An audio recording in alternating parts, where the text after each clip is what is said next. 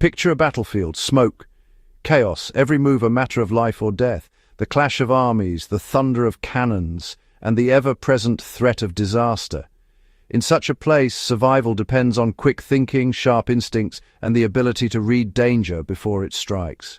Now imagine a different war zone, the glittering halls of Versailles.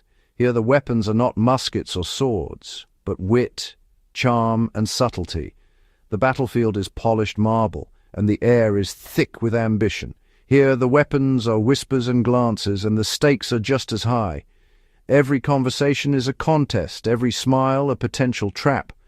Under the Sun King Louis XIV, courtiers fought daily for status and survival. The king's gaze could elevate or destroy, and everyone knew it. Winning the king's favor meant everything.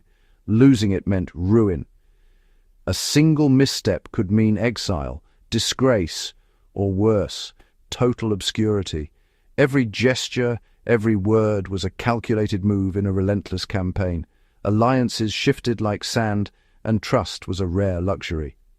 The Duc de Saint-Simon chronicled this brutal world where a single misstep could end a career. His memoirs reveal a court where survival demanded constant vigilance. Life at Versailles was a performance. One mistake, and the curtain fell. Every day was a new act, and the audience was always watching. To survive, you needed sharp awareness, adaptability, and iron discipline. The ability to anticipate rivals' moves was as crucial as any weapon. Mastering the palace's rituals was as vital as a soldier's training. Every bow, every greeting, every word had to be perfect. One slip and you risked everything. Emotional control was your armor, a flawless facade, your shield. Behind every calm expression, a storm of calculation raged. This was not idle luxury. It was a daily struggle for existence. Beneath the gold and glitter, anxiety and ambition simmered. Versailles was the ultimate test of human instinct, set in the most dazzling jungle ever built. Only the cleverest and most adaptable could hope to thrive. The courtier's life was a battle, fought not with swords, but with strategy and poise. Every day was a contest of wits, where only the sharpest survived. Welcome to the survival game at Versailles, where every moment is a test and only the most cunning endure. At Versailles, etiquette was the terrain, complex, unforgiving, and essential to master. It was a world where every action, no matter how small, was loaded with meaning and consequence. Every detail mattered. How you bowed, where you sat, and even the angle of your curtsy or the depth of your bow. The slightest deviation could be interpreted as disrespect or ignorance. Even how you knocked on a door was scrutinized, as each gesture signaled your awareness of the court's invisible codes.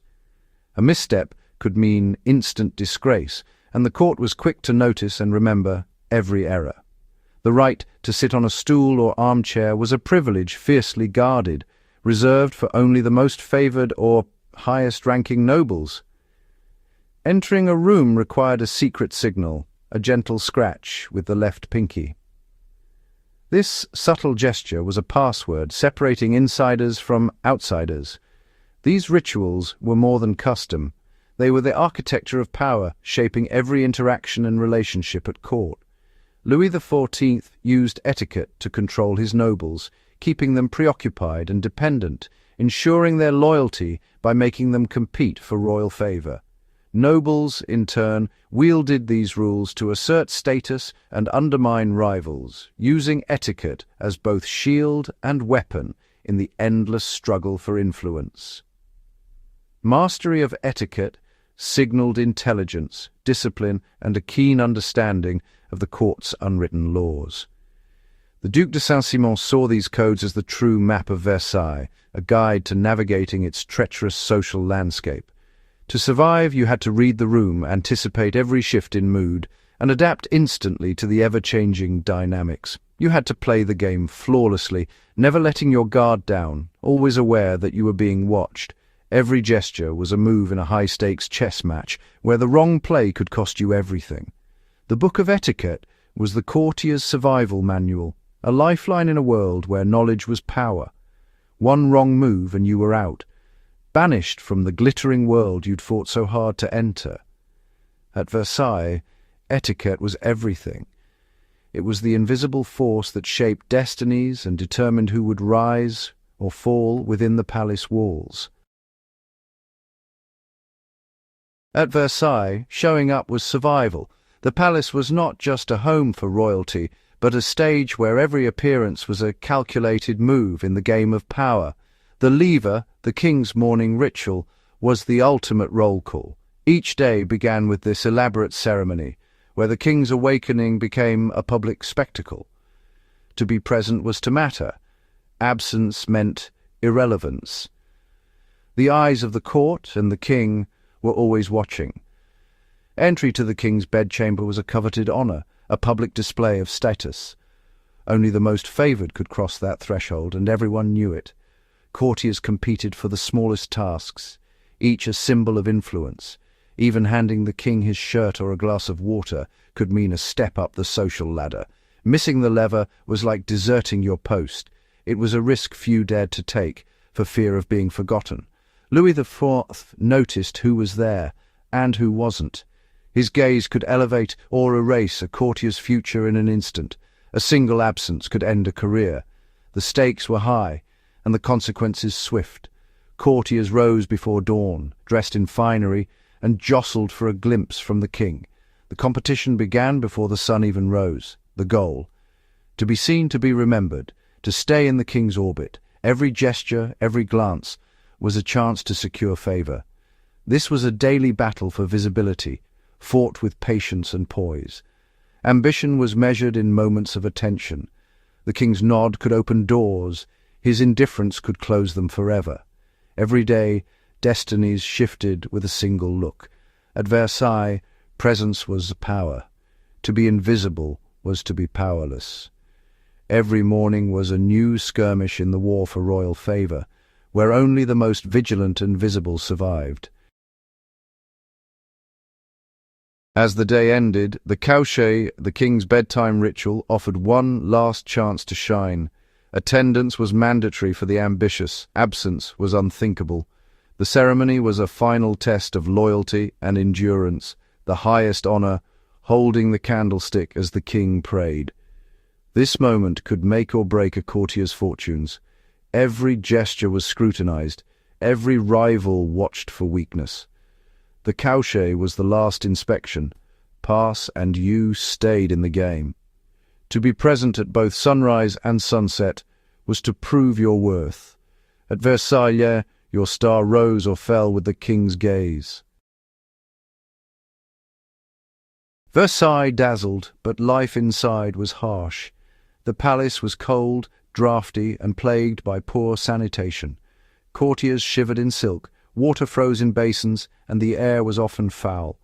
Princess Palatine wrote of huddling by the fire, still chilled to the bone.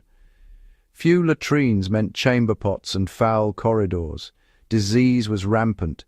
Survival required a strong constitution. No rank could shield you from discomfort. Complaining was weakness. Stoicism was essential. Adaptation was key, finding warmth, clean corners, and staying healthy. The palace's beauty masked a brutal reality. To endure Versailles was to conquer both body and mind. The courtier's struggle was as physical as it was social.